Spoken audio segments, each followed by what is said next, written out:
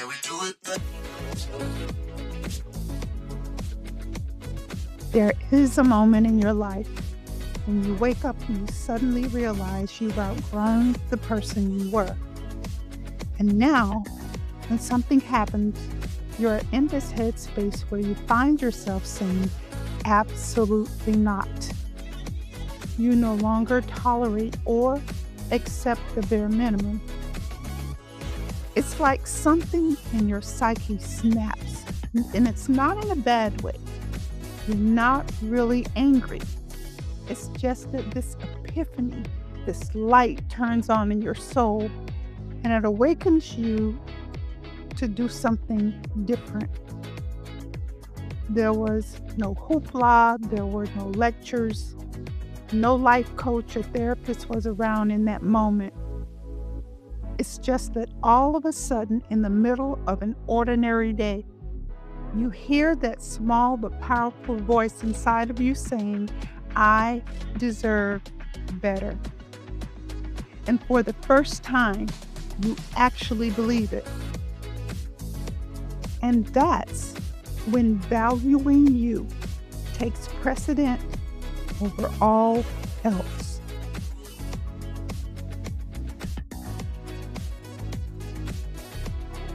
Hey everybody, it's your girl, Coach G, your certified transformational coach with a master's in psychology and a PhD in life.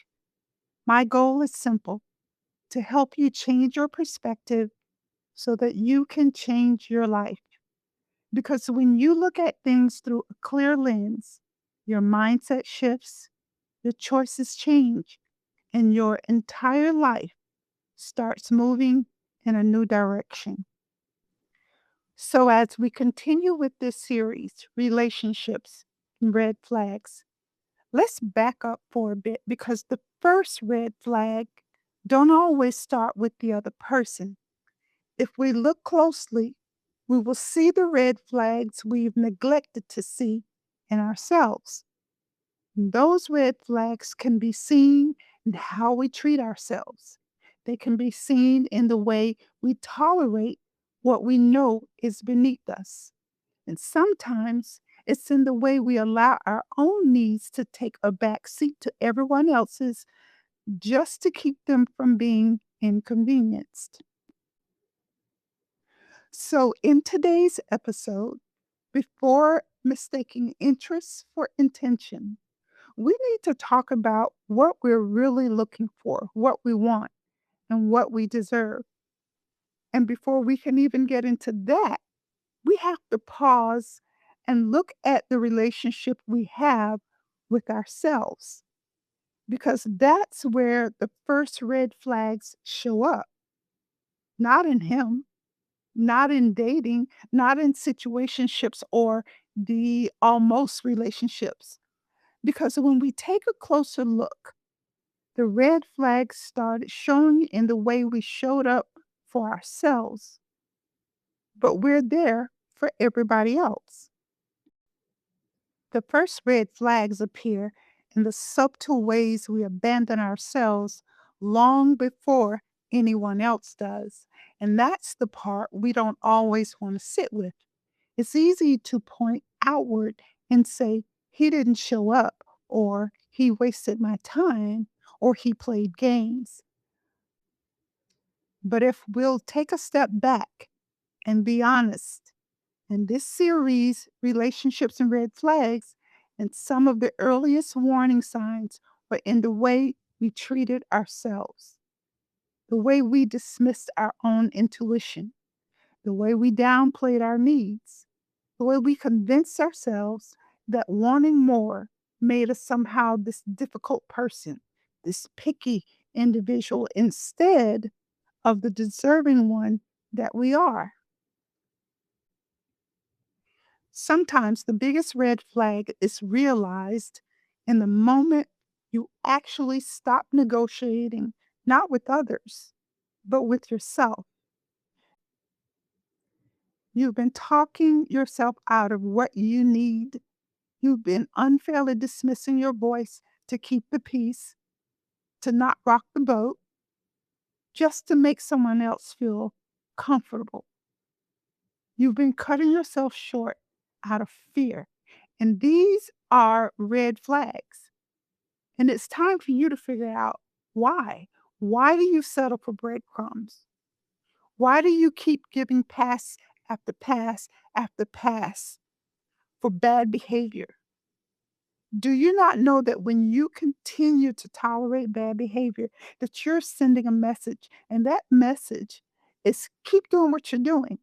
I'm not going to do anything. I'm not going anywhere. And they start taking you for granted.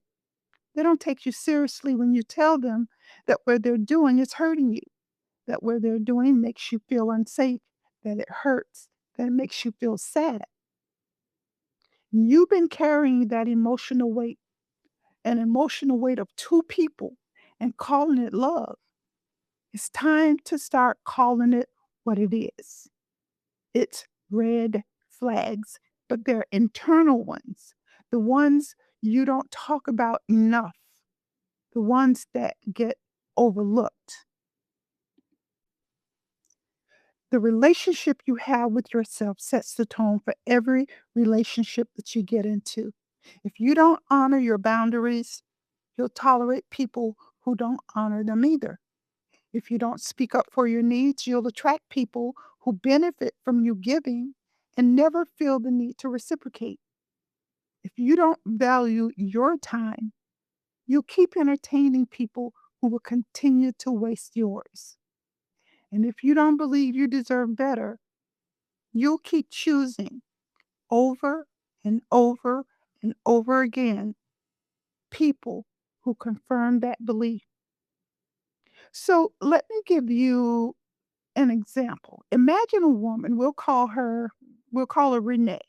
She's strong, she's independent, uh, the one who everyone calls when they need something. But when it comes to her own emotional needs, she doesn't say anything.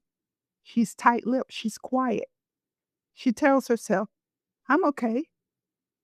I don't need much. She tells herself she can handle it. So when she meets a man who gives her that same bare minimum energy, she doesn't see it as a red flag. It seems familiar to her. And even though she's miserable, she allows herself to be comfortable with it. Comfortable because she's already been giving it to herself, right? She's already been ignoring her own needs. She's already been settling and not requiring more from anybody. So his behavior doesn't feel like a violation. It's just a continuation of the same thing she's been doing to herself. And this is why I said before we talk about the red flags in dating, we have to talk about the red flags in our own self relationship. How do we show up for ourselves? Why do we allow ourselves to overgive, over explaining why we need what we need? The ones that show up as staying too long, trying too hard, or hoping someone will change, the ones that show up as ignoring your intuition because you want connection more than you want truth. Listen, I want you to understand something. This isn't about shaming you. This is just about making you aware. This is about being clear. This is about reclaiming your power because when you start valuing yourself, those internal red flags become impossible to ignore. You start noticing the moments when you're uh, shrinking yourself.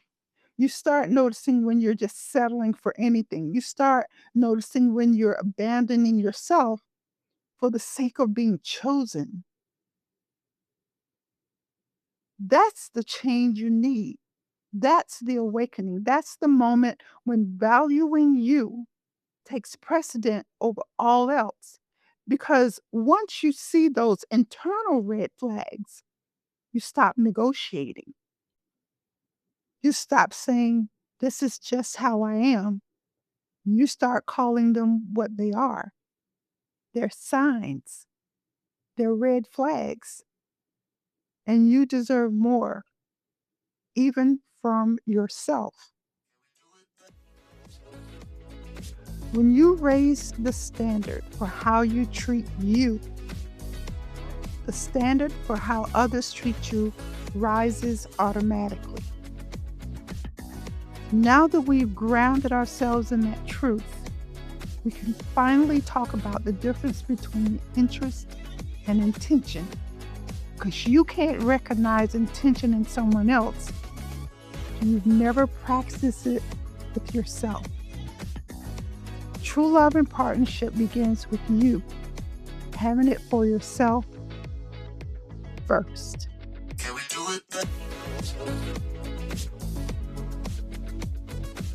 Hey everybody, this is your girl Coach G again. Thank you for tuning in. I hope that the conversation we've had today has given you a new perspective on red flags and how to identify them in yourself. Because that's where change begins. And listen, we're not done yet. We're going straight into our next segment about red flags next Wednesday at 6 a.m. titled Whiplash. When his words don't match his ways. So meet me right back here next Wednesday. And until then, be kind to yourself and take care of your heart. Can we do it?